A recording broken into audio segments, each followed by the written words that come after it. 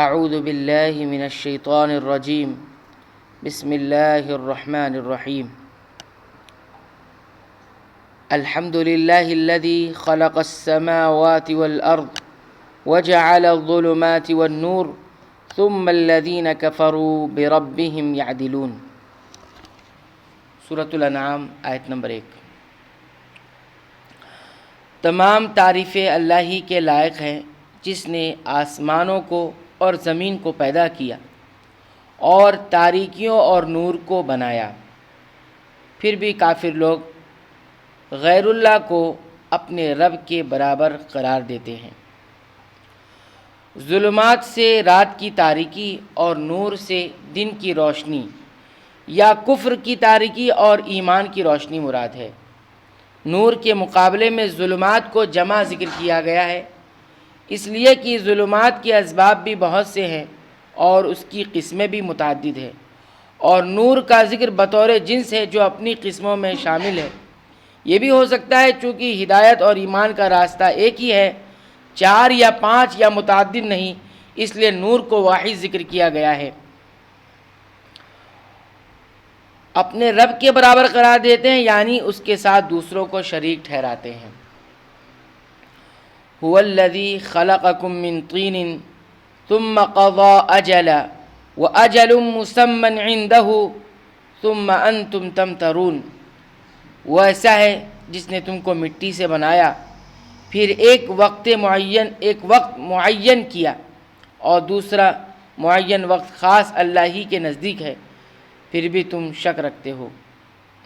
یعنی تمہارے باپ آدم علیہ السلام کو، جو تمہاری اصل ہے اور جن سے تم سب نکلے ہو، اس کا ایک دوسرا معنی یہ بھی ہو سکتا ہے کہ تم جو خوراک اور غذائیں کھاتے ہو سب زمین سے پیدا ہوتی ہے اور انہی غذاؤں سے انسان بنتا ہے، اس لحاظ سے گویا تمہاری پیدائش مٹی سے ہوئی۔ اور پھر ایک وقت معین کیا یعنی موت کا وقت،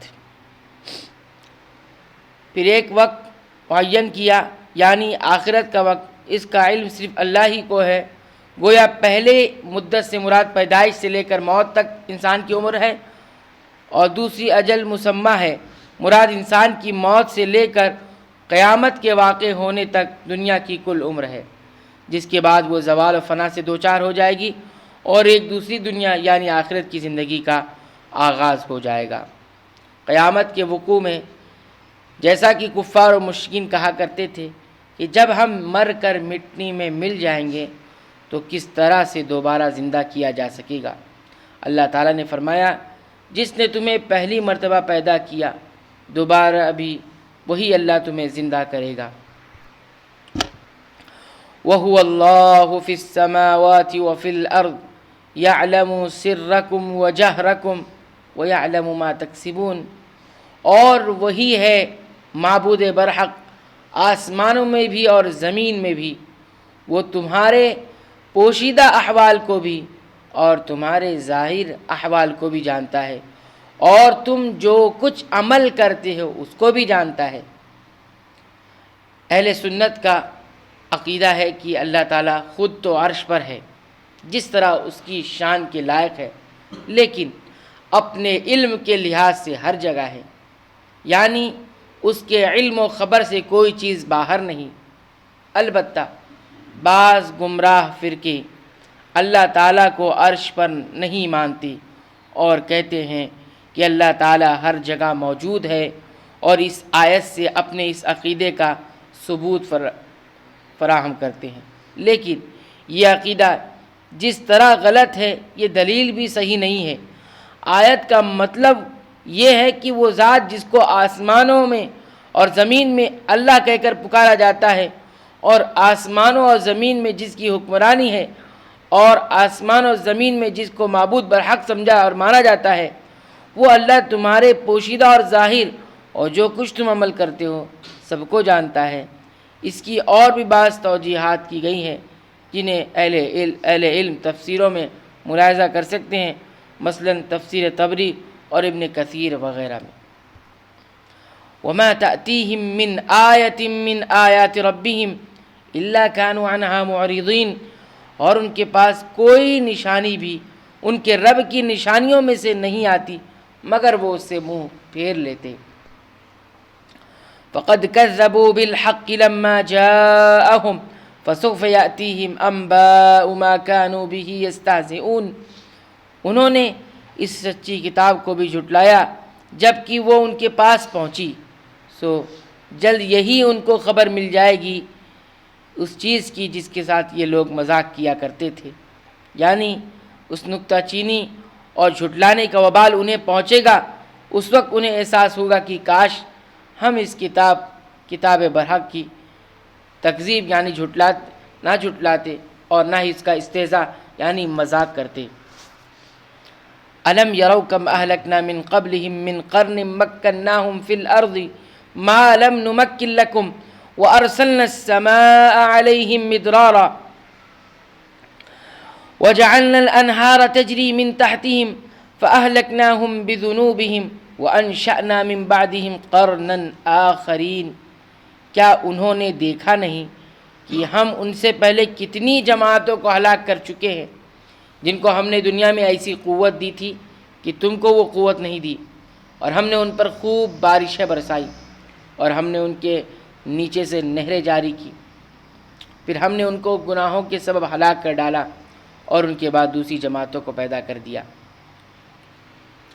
یعنی جب گناہوں کی پاداش میں تم سے پہلی امتوں کو ہم ہلاک کر چکے ہیں، حالانکہ وہ طاقتور قوت میں تم سے کہیں زیادہ تھی اور خوشحالی اور وسائل رزق کی فراوانی میں بھی تم سے بڑھ کر تھی، تو تمہیں ہلاک کرنا ہمارے لیے کیا مشکل ہے۔ اس سے یہ بھی معلوم ہوا کسی قوم کی محض مادی ترقی اور خوشحالی سے یہ نہیں سمجھ لینا چاہیے کہ وہ بہت کامیاب ہے۔ یہ استدراج اور امہال کی وہ صورتیں ہیں جو بطور امتحان اللہ تعالیٰ قوموں کو عطا فرماتا ہے۔ استدراج ترتیب سے اللہ رب العالمین قوموں کے حالات کو بدلتا ہے، اور امہال کا مطلب یہ ہوتا ہے کہ اللہ تعالیٰ مہلت دیتے رہتے ہیں۔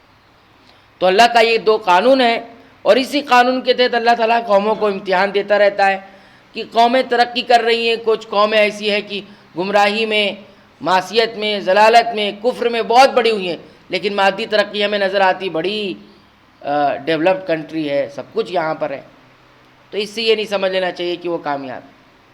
لیکن جب یہ مہلت عمل ختم ہو جاتی ہے تو پھر یہ ساری ترقیاں اور خوشحالیاں انہیں اللہ کے عذاب سے بچانے میں کامیاب نہیں ہوتی، اور اسی طرح تاکہ انہیں بھی پچھلی قوموں کی طرح آزمائے۔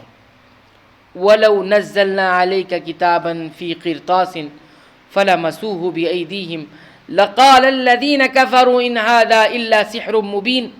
اور اگر ہم کاغذ پر لکھا ہوا کوئی نوشتہ، کوئی تحریر آپ پر نازل فرماتے، پھر اس کو بھی یہ لوگ اپنے ہاتھوں سے چھو بھی لیتے، تب بھی یہ کافر لوگ یہی کہتے یہ کچھ بھی نہیں مگر صریح جادو ہے۔ بہت سارے لوگ اس لیے انکار کر دیتے ہیں اسلام کا یا کسی بھی دھرم کا، مذہب کا، کہ یہ تو انسانوں کی باتیں ہیں۔ اللہ تعالیٰ کہہ رہے اس طرح کے لوگوں کا کوئی علاج نہیں ہے۔ اگر ان کو آسمان سے کوئی کتاب اتر جائے لکھی ہوئی، اور یہ اس کتاب کو اپنے ہاتھ میں بھی رکھ لیں کہ یہ واقعی آسمان سے آیا ہے، چھو کر دیکھ بھی لیں، تو پھر یہ وہاں پہ انکار کر کے کہہ دیں گے یہ سب جادو ہے، یہ سب حقیقت نہیں ہے۔ یہ ان کے اناد، جحود یعنی انکار اور کا اظہار ہے کہ اتنے واضح نوشتے الہی کے باوجود وہ اسے ماننے کے لیے تیار نہ ہوں گے اور اسے ایک ساحرانہ کرتب قرار دیں گے۔ یہ تو جادو کا ایک کرتب ہے، جیسے قرآن مجید کے دوسرے مقام پر فرمایا گیا وَلَوْ فَتَحْنَا عَلَيْهِمْ بَابًا مِّنَ السَّمَاءِ فَظَلُّوا فِيهِ يَعْرُجُونَ لَقَالُوا إِنَّمَا سُكِّرَتْ أَبْصَارُنَا بَلْ نَحْنُ قَوْمٌ مَسْحُورُونَ۔ سورہ الحجر کی ہے۔ اگر ہم ان پر آسمان کا کوئی دروازہ کھول دیں اور یہ اس پر چڑھنے بھی لگ جائیں، تب بھی کہیں گے آنکھیں متوالی ہو گئی ہیں، آنکھیں تھوڑی مست ہیں، یہ سب جادو ہے، بلکہ ہم پر جادو کر دیا گیا۔ کیا کر دیا گیا؟ جادو کر دیا گیا۔ وَإِن يَرَوْا كِسْفًا مِّنَ السَّمَاءِ سَاقِطًا يَقُولُوا سَحَابٌ مَّرْكُومٌ۔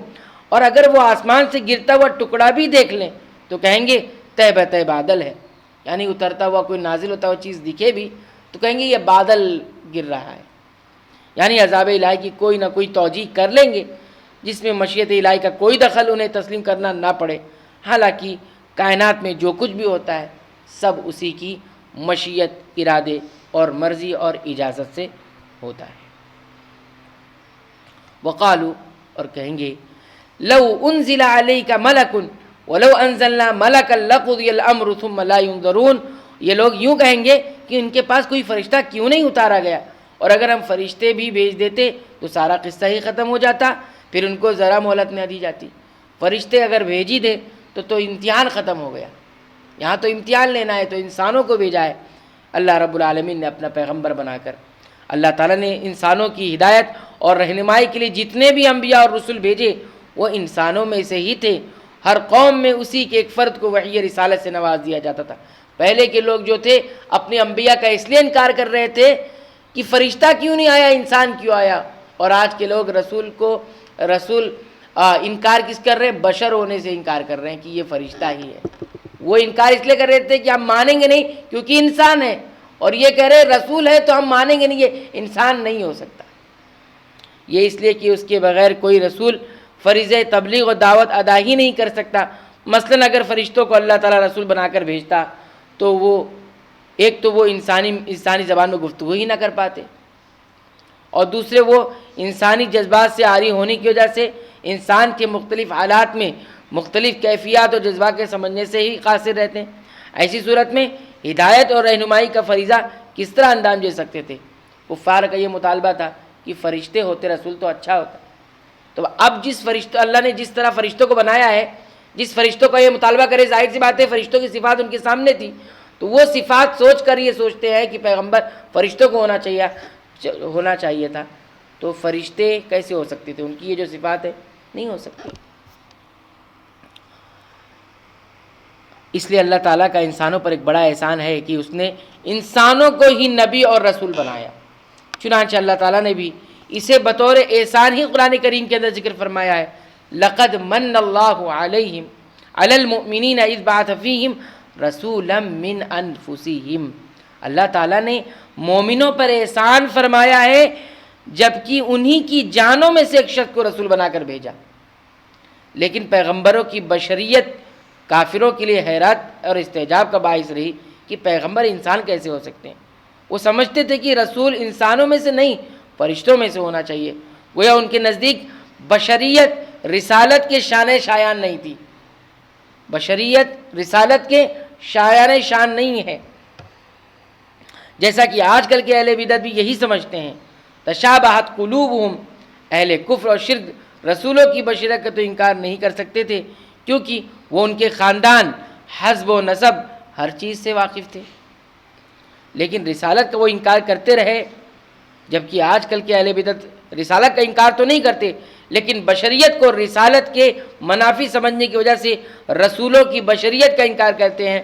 بہرحال اللہ تعالیٰ اس آیت میں فرما رہا ہے کہ اگر ہم کافروں کے مطالبے پر کسی فرشتے کو رسول بنا کر بھیجتے یا رسول کی تصدیق کے لیے ہم کوئی فرشتہ نازل کر دیتے، جیسا کہ یہاں یہی بات بیان کی گئی ہے، اور پھر وہ اس پر ایمان نہ لاتے تو انہیں مہلت دیے بغیر ہلاک کر دیا جاتا۔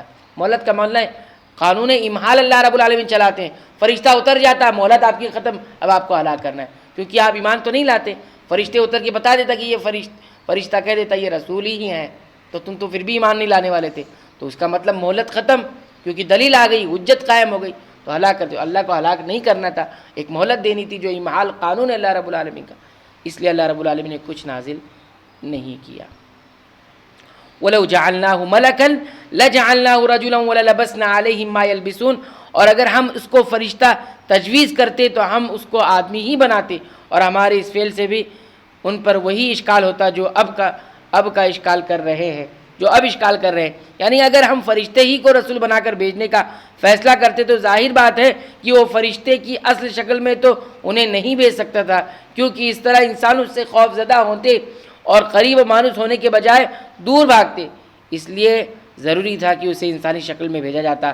لیکن تمہارے لیڈر بھی یہی اعتراض اور شبہ پیش کرتے یہ تو انسان ہی ہے، اور فرشتہ بھی بھیجتا تو کہتے یہ بھی انسان ہے، تو اس وقت بھی وہ رسول کی بشریت کے حوالے پیش کر رہے ہیں، تو پھر فرشتوں کی بھیجنے کا کیا فائدہ؟ اللہ تعالیٰ سے دعا ہے رب العالمین ان آیات کے مطابق ہمیں اپنے ایمان، عقیدے، اعمال کی اصلاح کی توفیق عنایت فرما، آمین۔